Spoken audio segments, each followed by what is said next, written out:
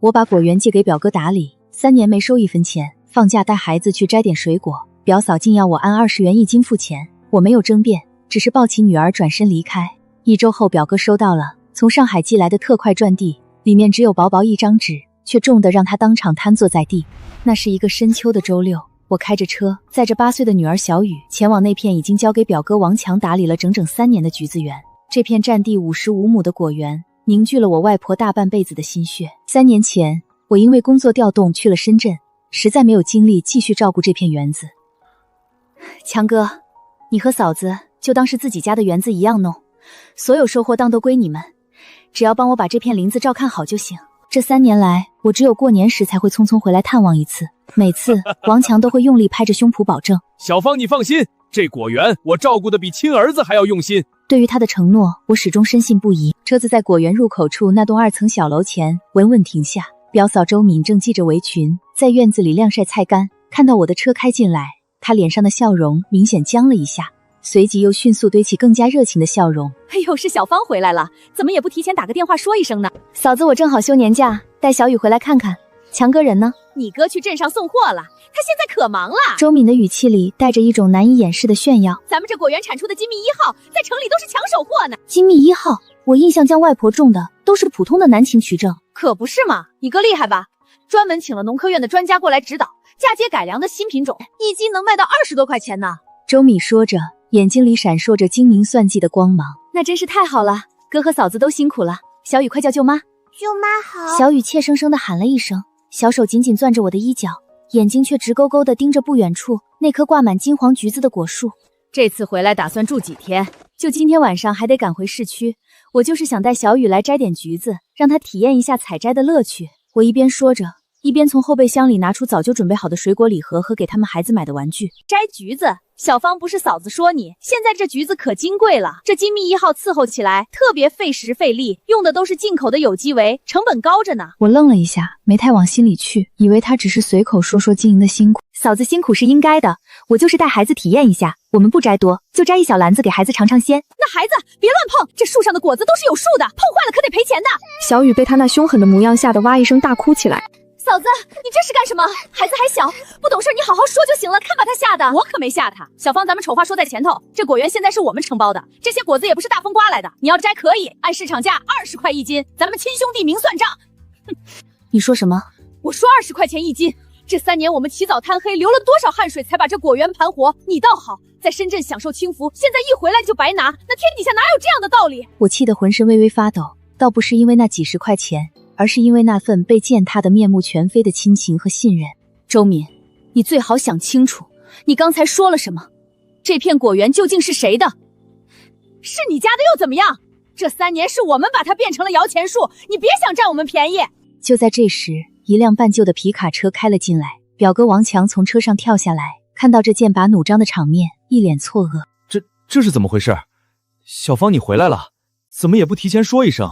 周敏立刻想找到了主心骨，冲过去拉住王强的胳膊，添油加醋地把事情说了一遍，最后还委屈地抹着眼泪。我就是想按规矩办事，他就给我甩脸子，还凶我。我冷冷地看着王强，等待着他的反应。他是我母亲娘家唯一的侄子，我一直把他当作亲哥哥看待。王强看看我，又看看他老婆，脸上写满了为难。那个小芳，你嫂子她也是心疼这些果子，毕竟都是血汗换来的，要不你少摘点，算我送你的。王强，你是在用我的东西来送我人情吗？这句话像一根尖锐的针，精准地刺破了他最后那点虚伪的伪装。王强的脸色瞬间涨成了猪肝色。李小芳，你别给脸不要脸！这3年要不是我们，这片林子早就荒废了。你现在倒回来摆主人的谱了。我告诉你，今天这橘子，你要么花钱买，要么都别想带走。我的心在那一刻彻底凉透了。原来3年的时间，真的足以让一个人的内心被贪婪侵蚀得面目全非。我深深吸了一口气，强迫自己迅速冷静下来。我轻轻拍着小雨的背，用最温柔的声音安抚着小雨：不哭，妈妈在这里。我们不摘这里的橘子了，妈妈带你去买世界上最好吃的橘子好不好？小雨抽噎着点了点头。好，既然你们把规矩和账目算得这么清楚，那今天我们也把这3年来的总账好好算一算。算就算，谁怕谁啊？我们辛辛苦苦给你看园子，没有功劳也有苦劳，你还想反过来跟我们算账？小芳，做人别做得太绝了，我们好歹还是亲戚。亲戚？在我主动提出把果园免费给你们打理的时候，我记得我们是亲戚。在你们心安理得的享受着这片土地带来的所有收益时，你们好像忘了我们是亲戚。现在，在我女儿只是想摘一个属于她自己家的橘子，你们却要收她20块钱1斤的时候，你们又想起来了，我们是亲戚。我的话像一把锋利的手术刀，毫不留情地剥开了他们虚伪的外衣。王强和周敏的脸色一阵青一阵白，却一句话也反驳不出来。我没有再理会他们，径直抱着女儿走向我的车，留下王强夫妇在夕阳残影中呆若木鸡。当天晚上，我把小雨哄睡着之后，独自一人打开了笔记本电脑。王强和周敏天真的以为没有白纸黑字的合同，只有当初的口头约定，那么这片果园产生的收益就成了他们可以随意支配的灰色地带。他们实在是想得太简单了。从法律角度来看，有一种关系叫做无因管理，更有一种侵权叫做不当得利。我首先登录了本地的农业信息网站和几个主流的电商平台，开始搜索精密1号脐橙这个关键词。很快我找到了10几家正在销售这种水果的网店，其中销量最大的一家，发货地址清清楚楚地写着他们老家所在的那个镇子。我很快就将这家店与周敏常用的社交账号关联了起来。看着店铺页面上源头果园产地直销的大幅宣传语，以及那高达每月3万多件的惊人销量，我不禁冷冷地笑了。他们不仅偷偷改良了品种，还把生意做得如此风生水起。接着我开始系统地搜集所有相关证据。我联系了老家一位还在务农的远房堂叔，在闲聊中旁敲侧击地询问了金密1号的市场价格、每亩地的产量以及当地果园承包租赁的大致行情。那种新品种可真了不得，1亩地能产5、6千斤，都能卖到8、9块呢。咱们这要是想租这么好的园子，一年没有3000块钱租金，那是想都别想。55亩地1亩3000，一年就是16万5千元，3年下来，光是土地租金就高达49万5千元。除了土地租金，我作为所有权人，还拥有对这片土地上所有附属资产的合法权益。他们一家人免费住在我的管理房里，这属于物业使用，3年下来也是一笔不小的费用。更重要的是，他们利用我的生产资料进行商业经营活动，并且获得了相当可观的利润。从法律上讲，我完全有权利要求他们返还这部分不当得益。这种管理费通常按照年利润的一定比例来收取，以他们网店的销量进行初步估算，这3年来他们的毛利润恐怕会是一个惊人的数字。我新建了一个文档，开始冷静而细致地起草一份索赔清单。最后看着屏幕上那个清晰无误的128万的数字，我的眼神没有丝毫变动。之后我将所有资料打包加密，然后发送到了律师好友指定的工作邮箱。接下来的2天，我带着小雨在市区的公园和游乐场好好玩了一圈，仿佛什么都没有发生过一样。2天后，周敏当时正在院子里忙着打包网店的订单，看见是从上海寄来的信件，还以为是哪个大客户寄来的样品或者文件。他有些不耐烦地签收，随手用小刀划开了快递文件袋。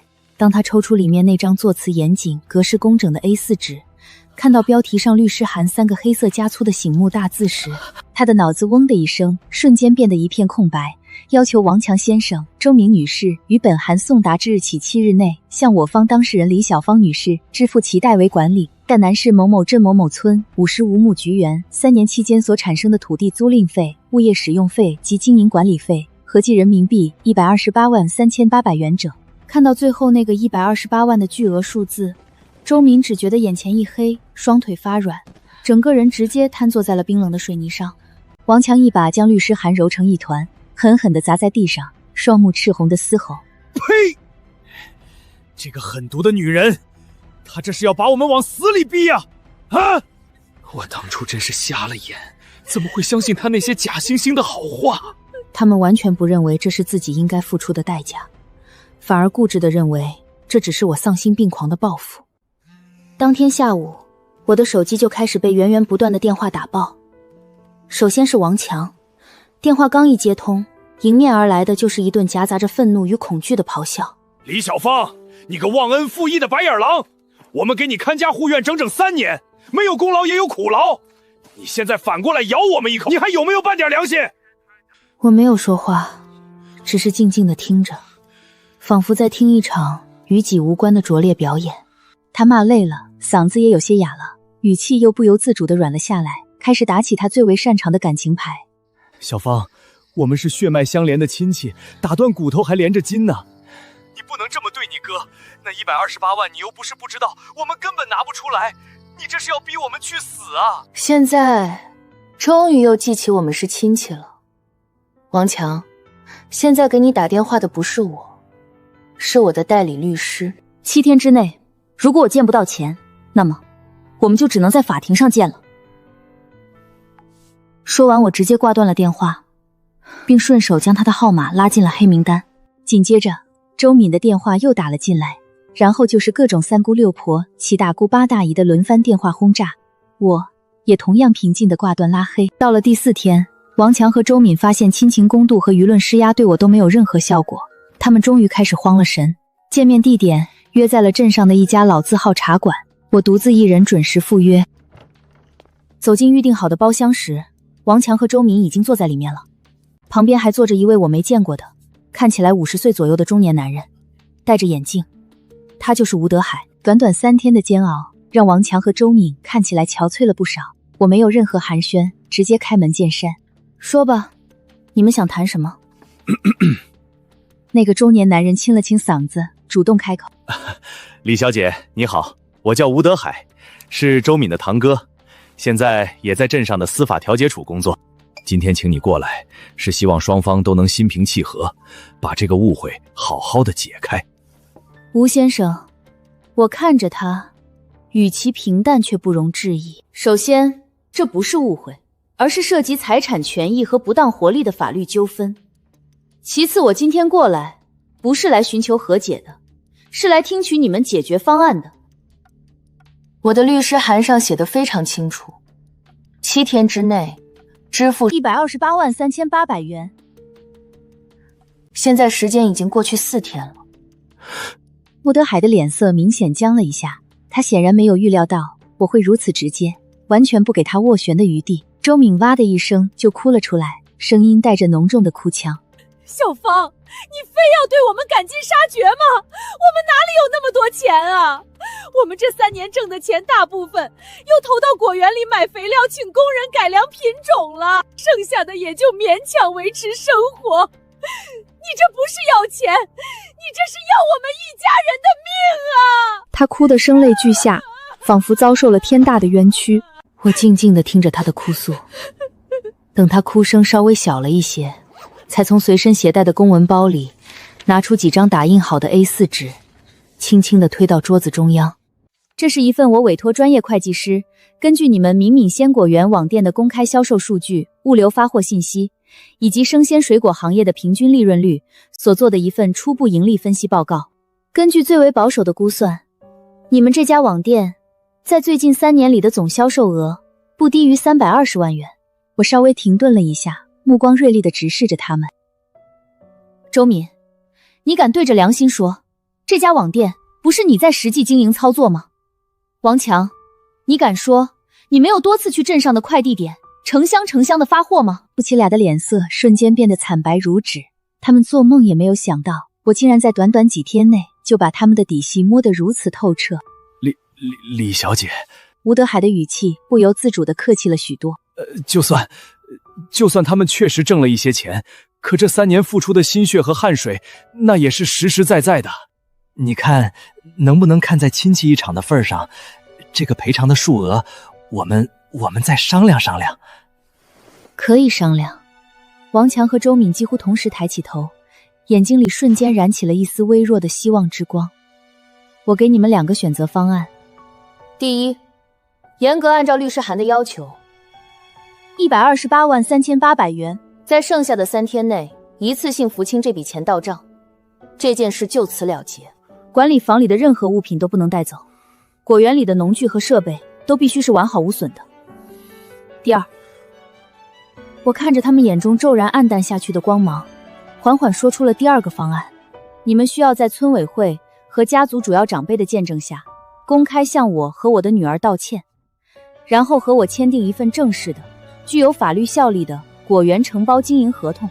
从今往后，你们可以继续经营这片果园，但每年需要向我支付20万元的固定承包费，并且每年果园总净利润的30%要作为分红支付给我。之前3年的事情，我可以不再追究，既往不咎。这2个方案，一个是要他们立刻拿出几乎全部的积蓄，一个则是要拿走他们未来的命根子。王强和周敏的呼吸都变得急促而粗重起来。李小芳，你这就是趁火打劫，落井下石！周敏忍不住又尖叫起来，声音因为激动而有些变形。哼，趁火打劫？我冷冷一笑，不知道，周敏你好像忘了，这把火是你们自己亲手点燃的。吴德海的额头上已经渗出了细密的冷汗，他心里非常清楚，我说的句句都是实情，没有任何夸大其词的成分。吴德海颓然地靠在椅子上，咽了一口唾沫，深知大势已去，不敢再多说一句话。这件事一旦真的对簿公堂，王强夫妇可以说是必输无疑，而且可能会输得倾家荡产，甚至面临牢狱之灾。周敏的哭声也渐渐低了下去，只剩下一种近乎绝望的沉默。许久，王强终于抬起通红的双眼。如果我们选第二个方案，那之前的事情真的能一笔勾销，你不会再追究那128万。我看着他，眼神里没有任何戏谑。但是我有一个附加条件，合同必须一式4份，我们双方各执一份，村委会备案一份，还有一份要请家族里几位德高望重的叔公伯爷共同签字公证。我要让所有人都清楚地知道，这片果园法律上的所有者究竟是谁，而你们又是什么样的身份。这最后一句话如同一把锋利的锉刀，彻底磨掉了王强和周敏心中最后那点可怜的尊严和侥幸，在这场心理博弈中输得彻彻底底，尊严尽碎。第7天，也就是律师函规定最后期限的当天上午，王强用一个陌生的号码给我打来了电话。小芳，我们商量好了，选第二个方案，下午3点钟就在村委会的会议室。你说的那些长辈，我们都尽量请到了。可以，我会准时到。下午2点50分，我准时开车抵达了村委会。村委会的会议室里已经坐了不少人，村支书、村主任，还有他们家族里辈分最高、平时很少露面的几位叔公伯爷，一个个都正襟危坐，表情严肃。王强和周敏低着头，缩在会议室最靠角落的位置，像2个等待最终宣判的囚犯，神情萎靡。我没有和任何人进行目光交触，径直走到主位旁边预留的空位，将一沓提前打印好的文件轻轻放在桌上。那是赵律师郑阳的团队根据我的要求连夜起草并修订完善的果园承包经营合同，条款清晰，权责分明，没有任何模棱两可的灰色地带。各位叔公伯爷、村委的领导，今天麻烦大家抽空过来，是为了我李小芳家里的一点私事，请大家帮忙做个见证。我环视了一圈在场的人，声音不大，却清晰地传到了每个人的耳朵里。3年前，我因为工作原因无暇照看，便无偿借给我的表哥王强一家打理。如今因为发生了一些不太愉快的事情，我们双方都觉得有必要把当初的口头约定变成白纸黑字的正式合同，以后一切都按合同办事，明算账，也免得再产生任何不必要的误会和纠纷。我把事情的起因轻描淡写的一笔带过，没有控诉，也没有指责。村支书是位通情达理、见过世面的人，他点了点头，拿起合同草案翻了翻，说：亲兄弟明算账，立个字据是好事，以后大家都清楚。小王，你们2口子对这个合同内容没什么意见吧？王强的脸涨得通红，他局促地站起身，走到会议室中央，对着在场的长辈和村干部深深地鞠了一躬。书记主任，我王强对不起大家，更对不起小芳表妹。他的声音带着浓重的鼻音和悔意。这几年是我和我家媳妇儿财迷心窍，忘了自己的本分。小芳好心把果园交给我们，我们却生了不该有的贪念，做了不该做的事。前几天我们对小芳和孩子说了很过分的话，做了很过分的事，千错万错都是我们的错。说着，他转向我，眼神里充满了羞愧和悔恨。小芳，哥对不起你，请你给我们一个改过自新的机会。周敏也站了起来。小芳，是嫂子糊涂，是嫂子猪油蒙了心，对不起你和孩子。你骂我们吧，怎么骂都行，只要你还肯给我们一个机会。这一幕多少有些出乎我的意料，我原以为他们只是迫于法律和经济压力才选择屈服，没想到王强会当着这么多人的面把责任都揽到自己身上，而且话说得颇为诚恳。会议室里一片寂静，只有周敏压抑不住的抽泣声在回荡。在座的长辈们脸上也露出了些许动容和感慨的神色。我沉默了片刻，平静地看着他们。我无法分辨这番忏悔里有几分是真心实意的悔改，又有几分是迫于形势的表演。但到了此时此刻，再去深究这些，已经没有太大的意义了。我的核心目的已经基本达到，过去的事情就让它过去吧。合同文本在这里，你们先仔细看看，如果没有其他异议，就在最后一页签字按手印吧。王强和周敏如同得到了特赦令，颤抖着手接过合同，几乎是看都没看具体条款，就直接翻到最后一页，匆匆签下了自己的名字，然后用力按上了鲜红的指印。合同一式4份，我收起其中1份，剩下的分别交给了王强、村委会和家族代表保管。每年年底，我会按照合同约定来收取当年的承包费和分红。这场持续了多日的闹剧，终于到了落幕的时候。